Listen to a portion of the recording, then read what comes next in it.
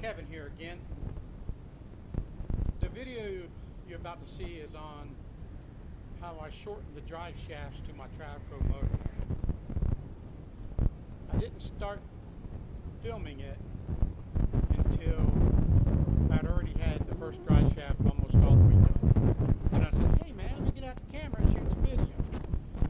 So you'll notice that the shafts bounce around between the first drive shaft and the second drive shaft, and I may not explain that. So if you see me working on a small drive shaft 1 minute, on a larger drive shaft the next minute, that's why. Here's the middle drive shaft. As you can tell, it looks terrible, but just like the other drive shaft, there's a lot of good meat there. So typical with rusting, it looks worse than it usually is. This mark here is where this drive shaft touched the flange for this U-joint. Do some math to figure out the difference between the center of this yoke, which would be equal to the flange that this would sit in, and where it's going to attach to the shaft. And I have to make the difference, cut that difference out here, so it'll be further back where my cut is. I got the carrier bearing sitting on this block of wood, but makes it really close to being square with the blade. And then I rolled the dry shaft with the blade running up against it like so, and I was able to start cutting my line out. If I was to run the chop saw directly through it, I'd run the risk of going crooked and not realizing it. By just rolling it, I can stay on the line, so that worked real well. So that's what I got to do now. As you can see, I wrap this piece of sanding paper around it, and I'll put this down, but you can see how that makes it a square line all the way around. I'm going to scribe it with the soapstone. The square line I got sit in the chop saw. If I roll it, where the blade just touches the line all the way around. I just realized I had a little deal to put the GoPro on my head, so let's try this.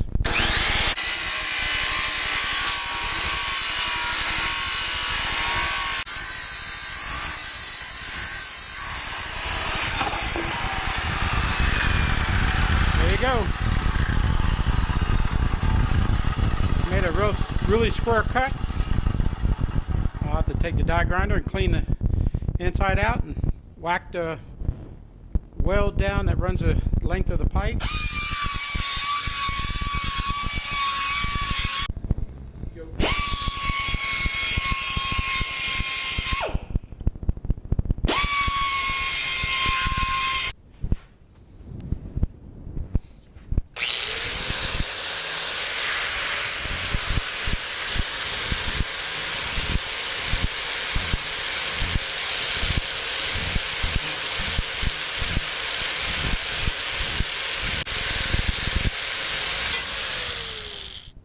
See how I cut the yoke, and I've ground around the edges, and I'm using a hammer and screwdriver to peel the tubing off. Anyways, let's go underneath the motorhome and we'll take a look at what I did underneath there. Here we are underneath the motorhome, and this is my cut, and this is the yoke pressed into the cut. I got my dial indicator sitting right here. This magnetic base is actually hooked to the muffler, which is not the most stable thing, but I think it's going to work for this. It's too far of a reach from the frame or anywhere else. Watch the needle on the dial indicator. It starts to move, but when I let off, it comes back. You can see that.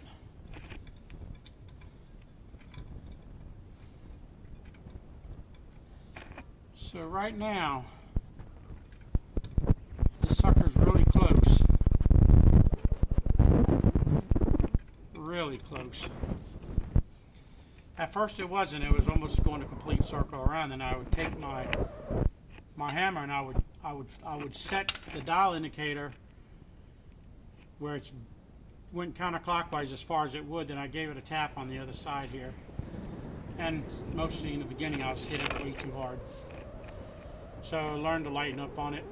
carrier bearings bolted in place back here in the tranny, so it kind of works as a lathe, sets it in place, and it's got no wobble.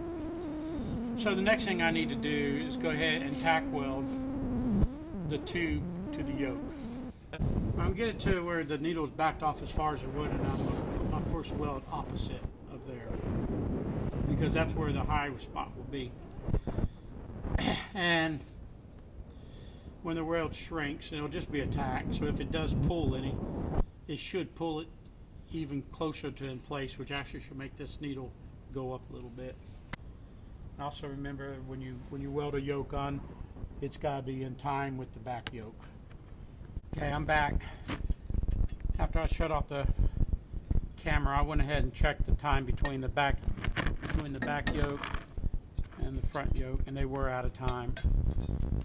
Took a piece of angle iron. See, angle iron wants to sit square, and I put it in time with the back yoke in alignment, and I worked a line up to the front yoke. Now that line's pretty damn close. I will show you on the dial indicator. Hopefully you can see the dial indicator right here. Watch that needle now. Oh man, look at that. Terrible, terrible, terrible, terrible, terrible. So she's all out of whack now. She was nothing like what it was.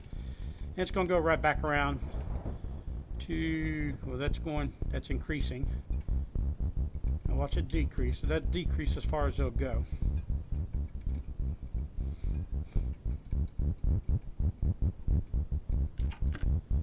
Right about in here. So give it a love tap on this side.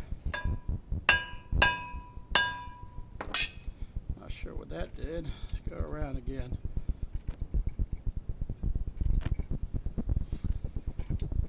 Okay, see, it's moved it. Let's go past it.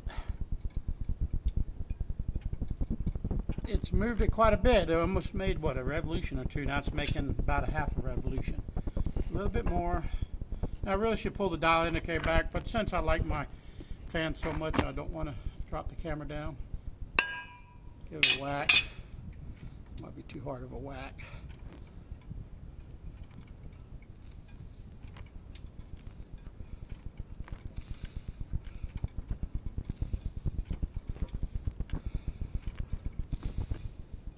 A lot better.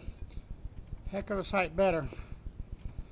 Bring it back down to that's farthest she'll drop back. I think that's right about in there.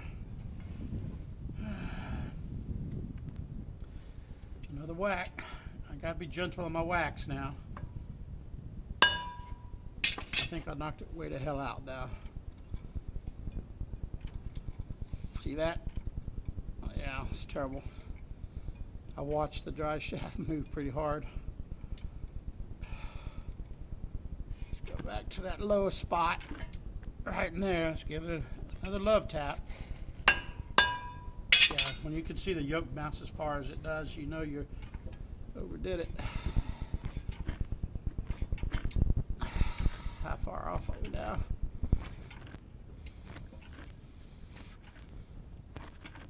And you gotta let loose, you gotta stop. Don't worry about what the needle's doing while it's rolling, because it's skipping over pits from the rust. So we're a couple degrees before 0. We're passing 10. We're not getting, well, we're at 20. So we're about 20 thousandths out. Right in that neighborhood. Let's give it a really light tap. See what happened.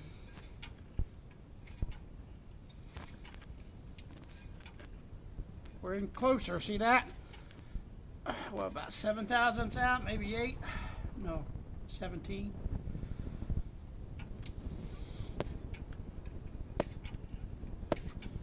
Go around until it goes back to 0.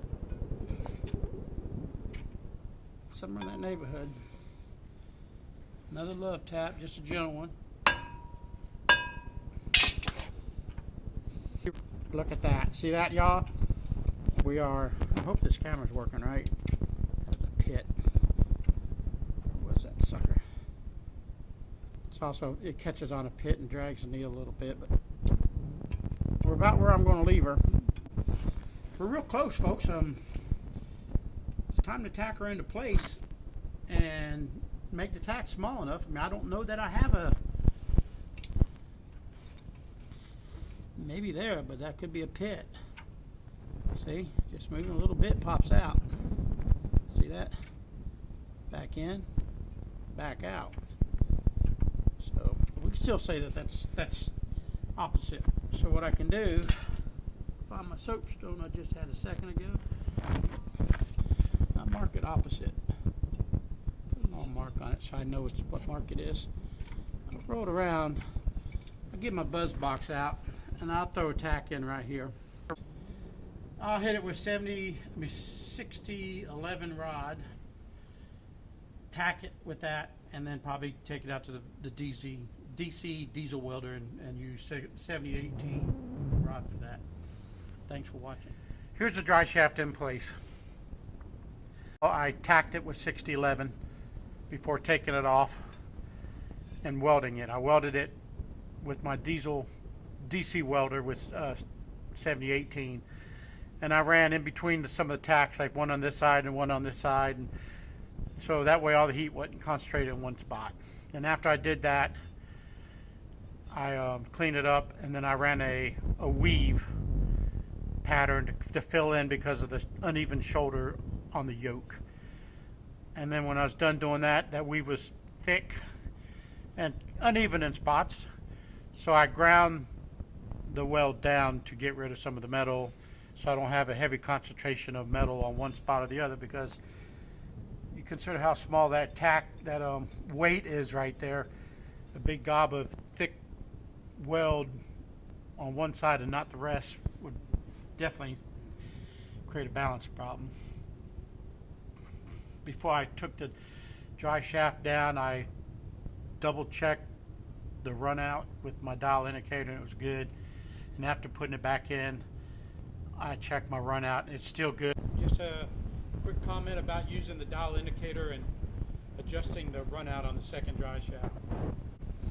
Keep in mind that any run out, anything out of tolerance, any wobble, whatever you want to call it, in the front dry shaft is going to be apparent in the second dry shaft.